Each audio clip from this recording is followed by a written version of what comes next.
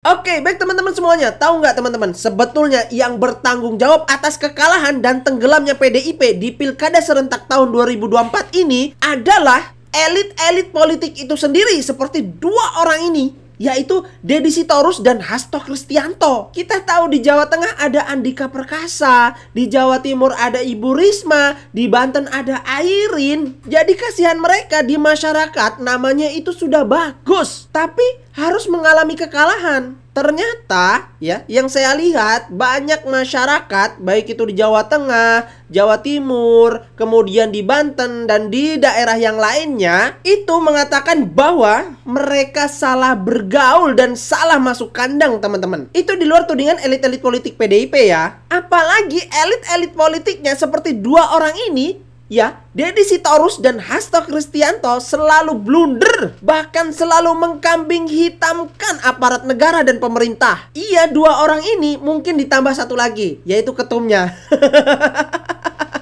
Kalau berkuasa mereka diam, kentut aja tidak.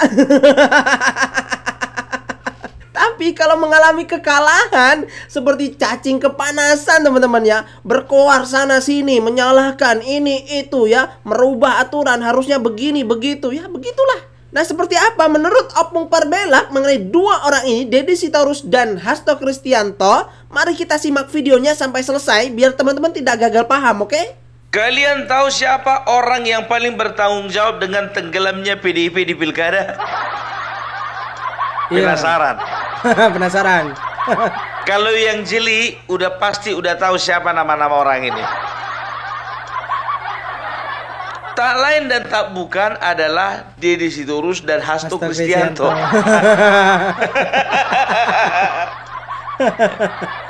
Kok bisa, Bung? Sekarang begini. Deddy Sitorus. Kalian tahu kan posisi Deddy Sitorus? Bagi yang nggak tahu, ya. Deddy Sitorus itu adalah ketua DPP bidang pemenangan pemilu eksekutif. Oke. Jadi kalau bicara tentang pilkada itu bicara tentang eksekutif. Itu dia ya. Jadi bisa dikatakan ya, mulai dari tingkat kabupaten, kota sampai gubernur itu tanggung jawabnya si Deddy Sitorus.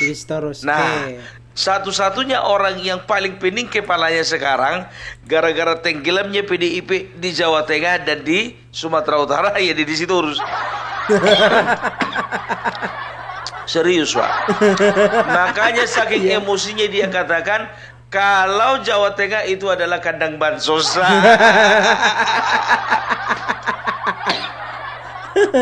Kenapa dia nggak berani bilang Sumatera Utara kandang bansos? Iya, kenapa ya? Karena dia merasa terancam. Kalau sempat dia katakan Sumatera Utara kandang bansos, nggak bisa lagi dia pulang kampung.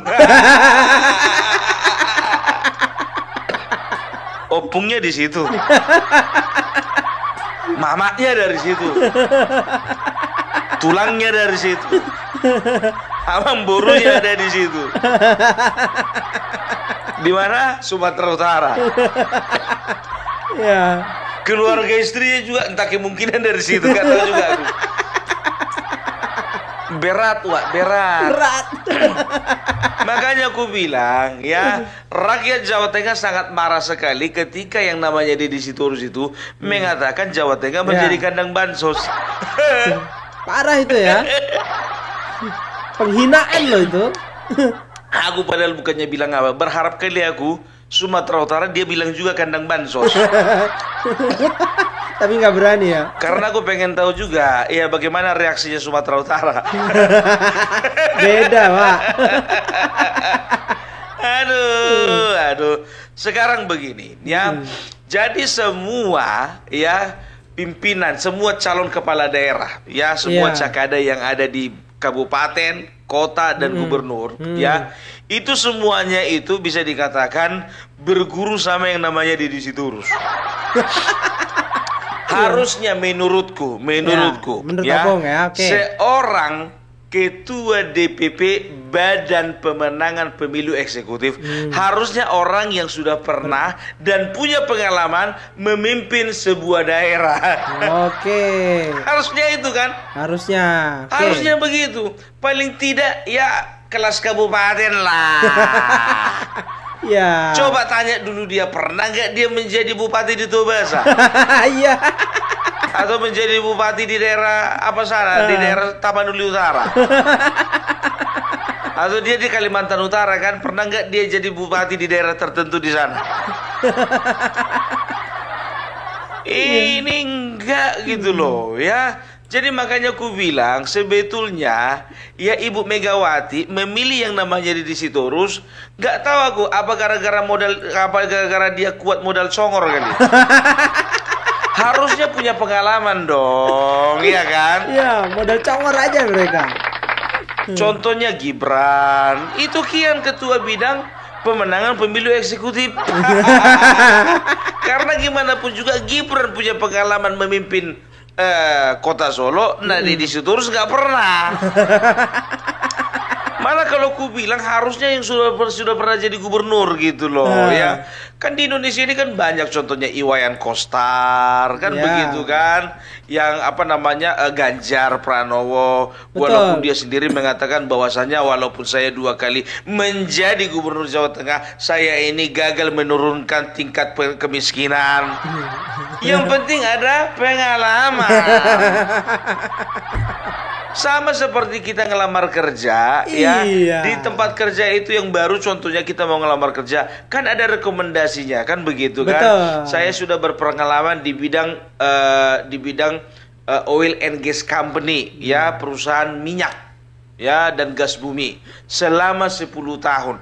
Biasanya orang yang dapat rekomendasi itu ya, orang yang punya pengalaman itu lebih cepat diterima bekerja daripada yang fresh graduate.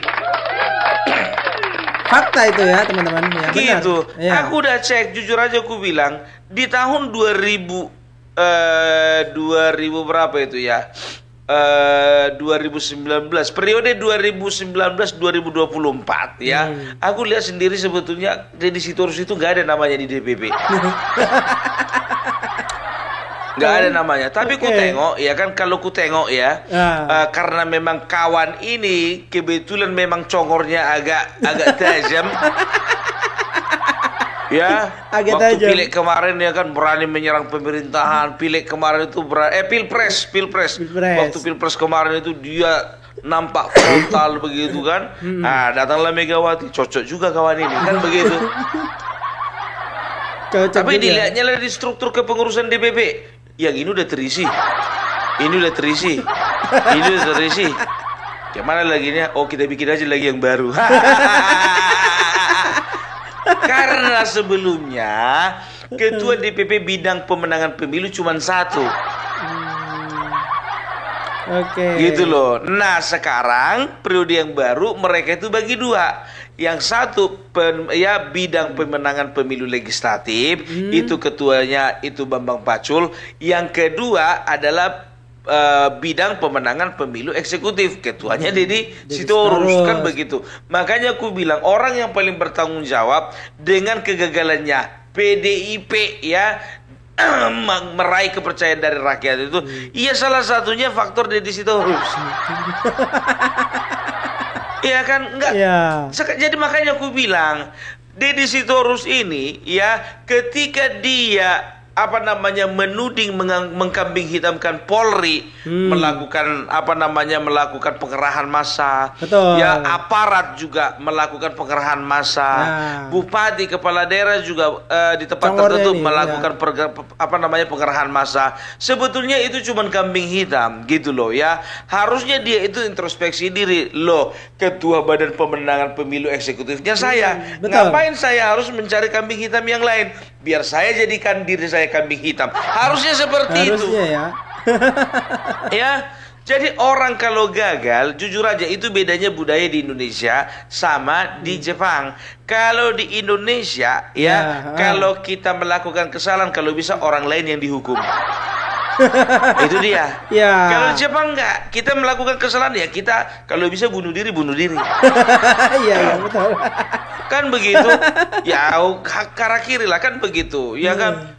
Ampun Baginda, ampun Ratu, saya sudah gagal melaksanakan pemilu eksekutif. Jadi oleh karena itu saya akan terima risiko.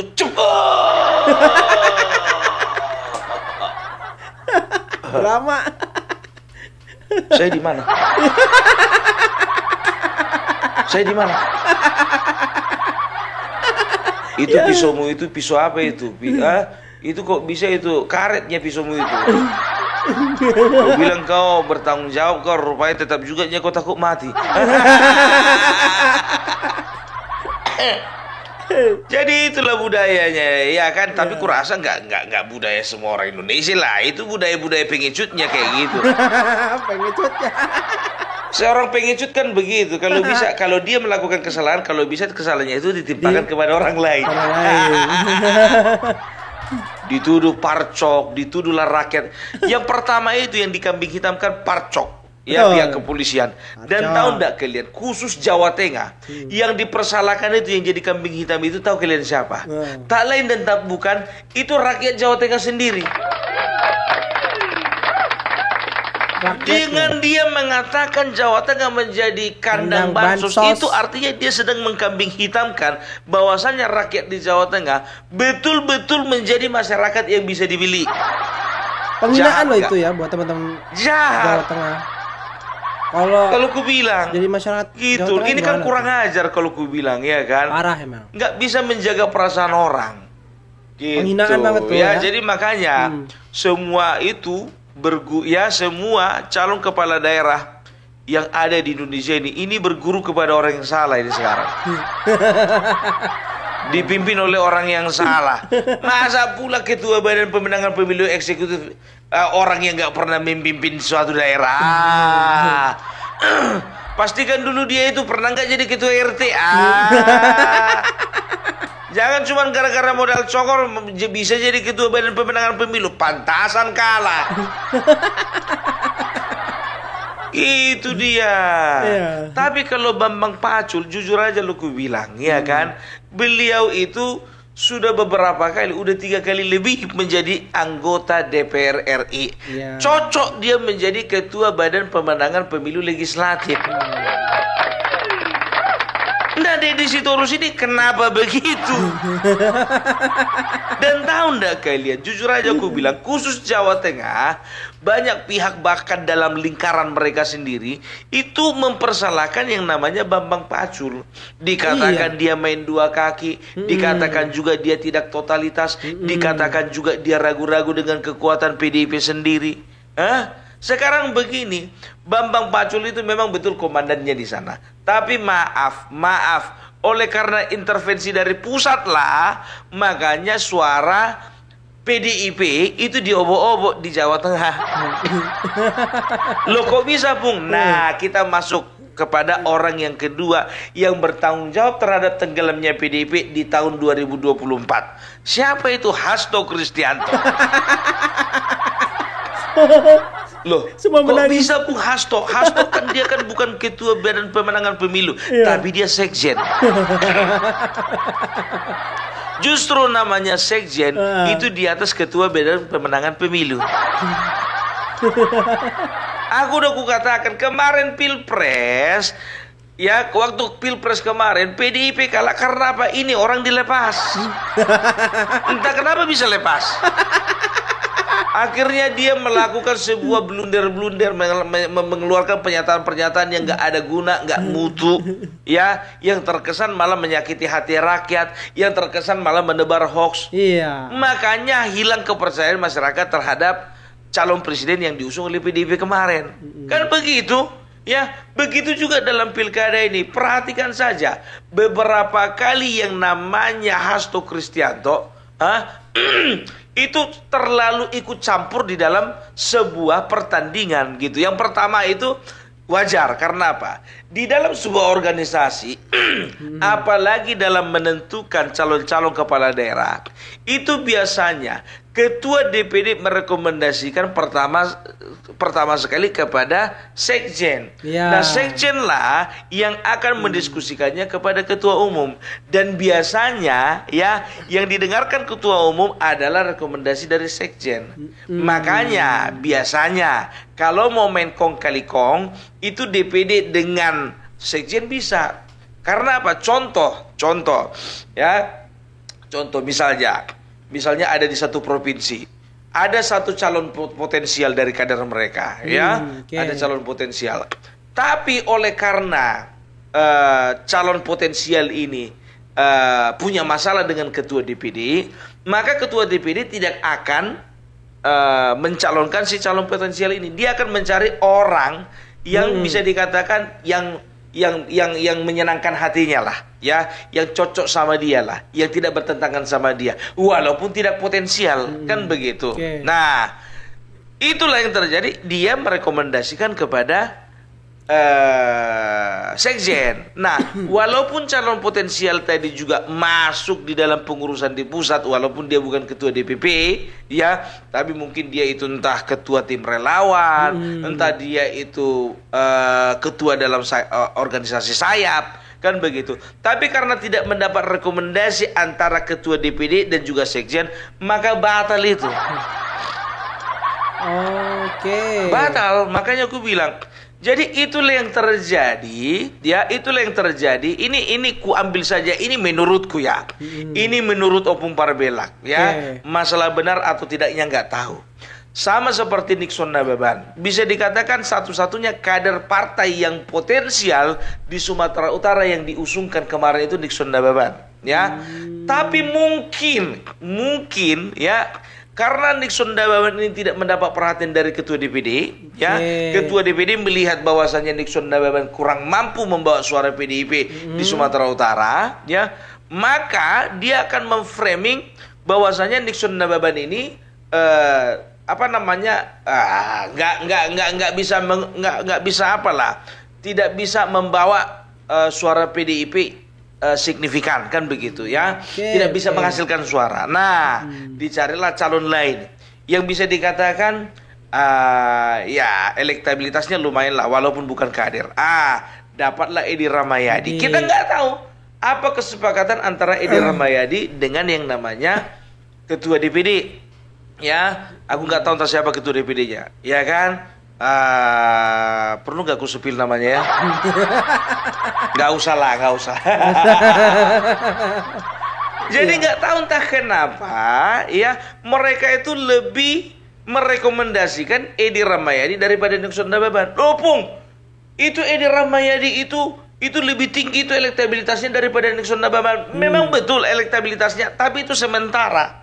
Kan begitu. Sekarang begini, itulah gunanya mesin partai. Kalau memang ada kader di situ, ya, kalau memang ada kadernya di situ, bisa dikatakan itu Nixon Nababan itu kader lama itu. Loh, kan mereka kan punya mesin partai, mereka punya kepengurusan. Harusnya mereka kerja keras bagaimana menaikkan elektabilitasnya Nixon Nababan. Gitu loh. Ini enggak, mereka malah mengadopsi calon dari lain.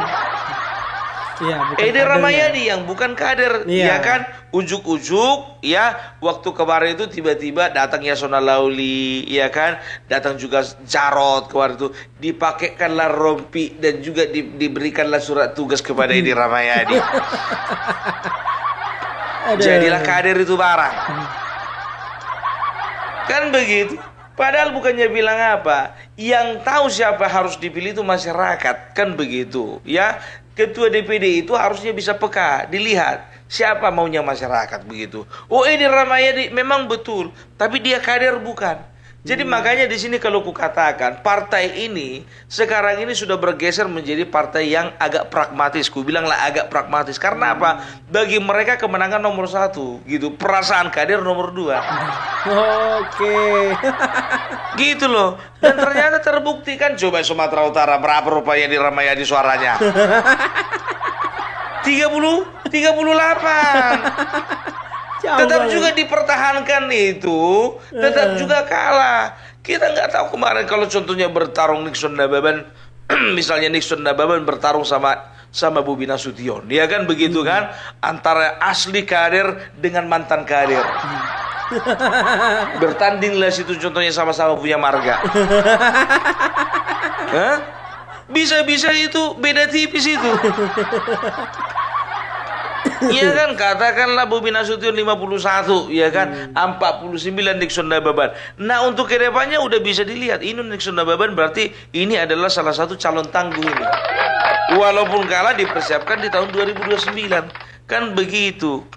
Sementara di Ramayadi, emang dia ketua DPD, emang dia ketua DPC enggak? Nixon Nababan ketua DPC. Ya, itu dia. Jadi makanya aku bilang ya, seperti yang namanya siapa ini, si Hasto ini, begitu juga kemarin untuk Pilkada Jawa Tengah, ya.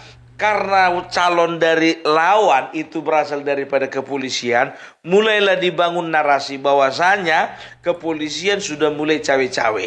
Kepolisian itu sudah mulai main di belakang layar. Kepolisian itu ternyata sudah tidak netral. Kan begitu. Dan disampaikanlah itu di podcastnya Akbar Faisal. Jangan macam-macam loh. Kalau orang sudah berbicara di podcast, itu biasanya menjadi pusat perhatian. Sama kayak Opung Parbella. Tahu ndak kalian, jujur aja aku bilang, ya kan, gara-gara dari apa namanya di videoku beberapa waktu yang kemarin itu, karena aku bilang begini, kalau misalnya aku mencalonkan jadi bupati, kira-kira aku cocoknya di mana? Aku bilang, iya kan, itu kan bersanda. Dan aku cocoknya mencalonkan dari partai apa? Aku bilang begitu kan. Dah, kawan-kawan yang lain bilang, Opung dari PSI saja, oke, tampung. Opung dari Gerindra saja, oke, tampung. Opung dari partai PDIP aja, tampung juga. Iya kan? Tiba masuk dari kabupaten mana? Tahu kalian? Bukan dibilang, bukan ada salah satu biar tahu kalian subscribernya Opung Parbella. Bukannya bilang contohnya Kabupaten Tobasa pun, Kabupaten Tangerang pun, Kabupaten Bogor contohnya begitu. Ini enggak, dieditnya foto bupati, mukanya muka Opung Parbella. Ya kan? Setelah itu ada pula namanya di sini Opung Parbella. Ya, tapi bentuk mukanya itu yang enggak proporsional. Tapi gimana pun juga, oke lah. Aku sangat apresiasi lah sama kawanku yang satu ini. Itu dia. Jadi ini artinya apa? Ini artinya yang namanya Hasto Kristianto. Tolong dulu ya. Sekarang begini ya.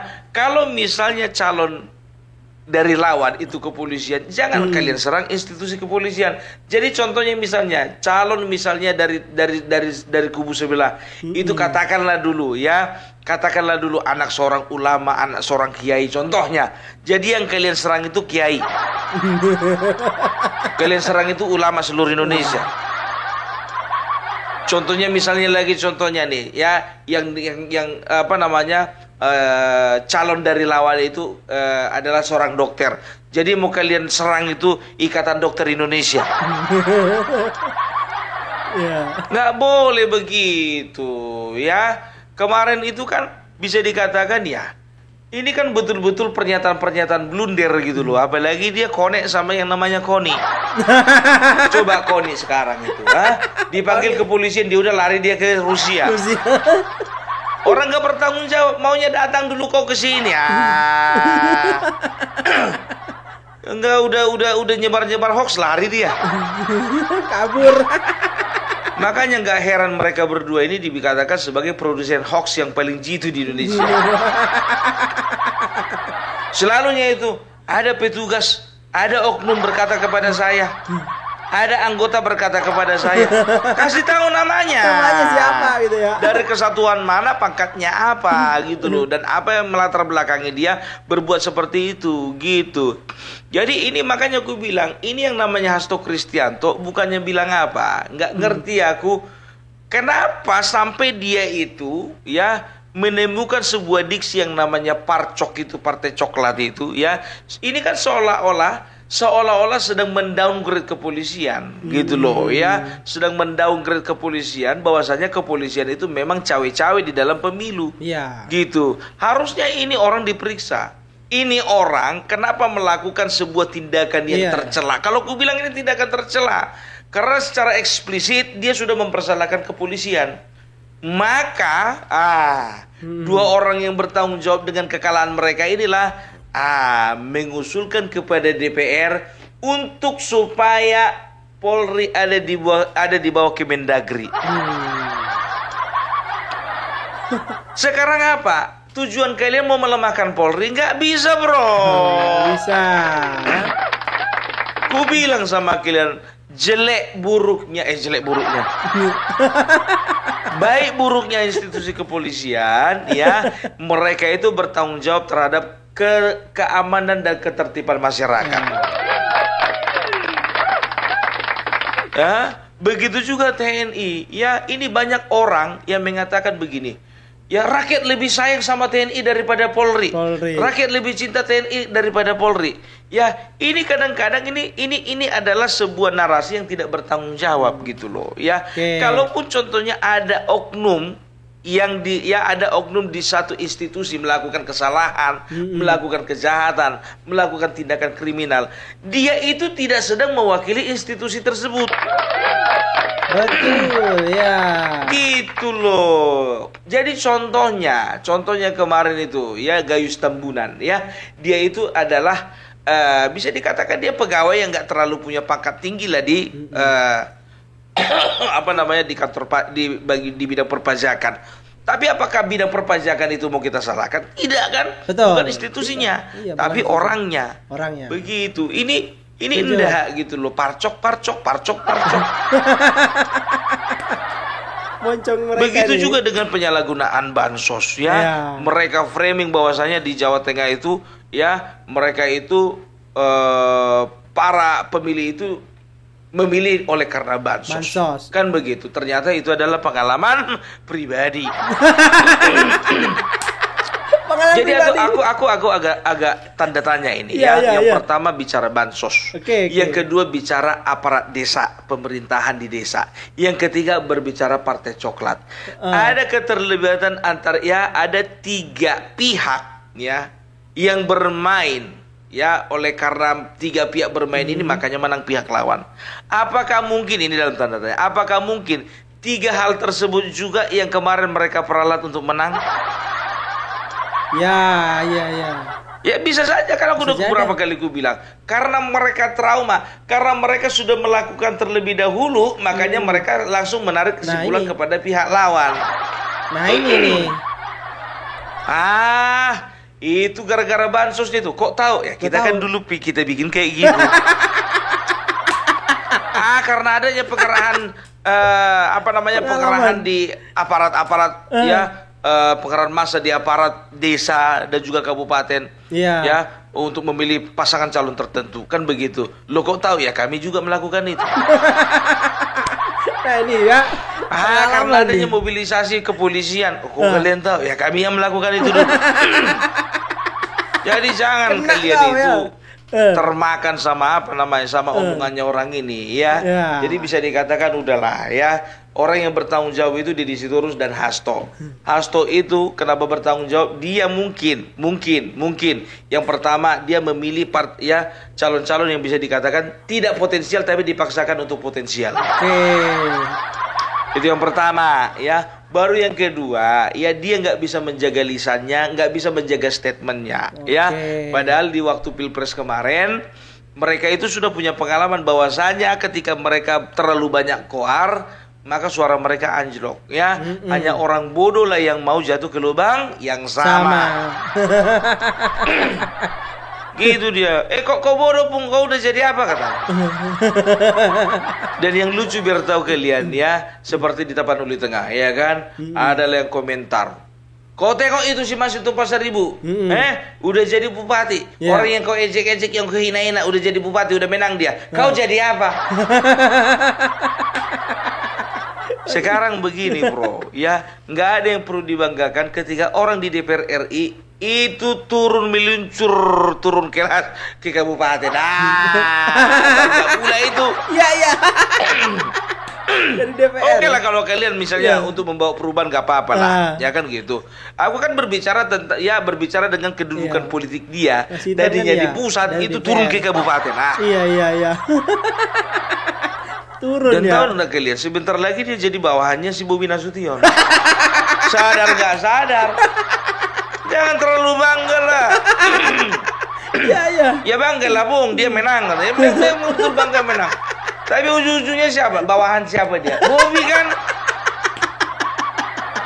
Udahlah ya. Sekarang kalau misalnya kalian senang ya udah terima kemenangan kalian. Aku juga senang ya kalau kalian senang. Ya kan begitu kan. Kalau aku sih nggak peduli. Yang penting gubernur menang. Itu.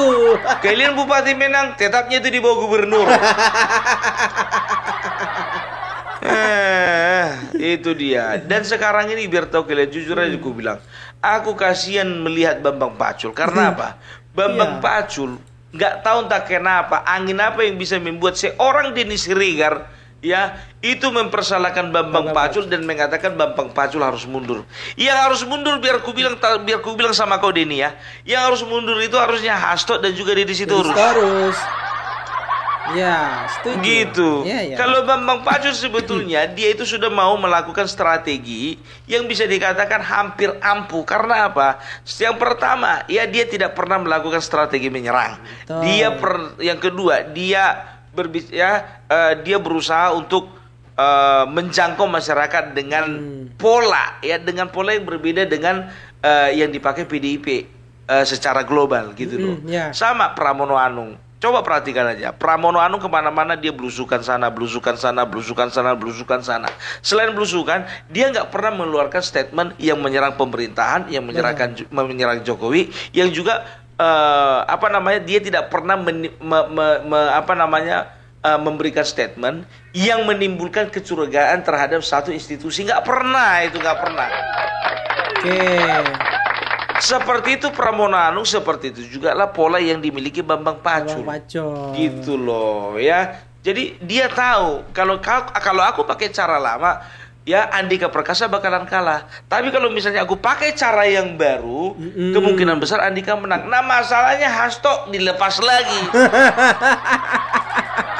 Dibilang lagi ada parcok, apalagi bansos. Aduh. Karena di Jawa Tengah dari parcok lawannya ya dia timbulkanlah narasi bahwa parcok ikut cawe-cawe. Mulai mendidihlah hati masyarakat biar tahu kalian. Jujur aja, yang tadinya nggak mau milih jadi milih. Kan begitu. Apalagi Bapak Jokowi turun gunung. Habis Pak, iya kan? Gitu dia ya. Jadi itulah dulu dari Opung Parbelak. Jadi kalau bisa aku katakan ya mantap lah ya untuk Deddy Sitorus dan juga Hasto Kristianto mantap. Mantap. Semoga amal dan ibadahnya diterima. Di mana? Gak usah aku perpanjang. Oke. Ya, kayaknya masih panjang umur orang ini. Ya, jadi itu dulu dari Opung Parbelak. Salam NKRI harga mati. Oke, baik teman-teman semuanya. Itu tadi ya, kalau dua orang ini masih dilepas saja, dipastikan akan tenggelam lagi di tahun 2029. Oke, gimana menurut teman-teman semuanya? Silahkan tulis di kolom komentar. Wassalamualaikum warahmatullahi wabarakatuh.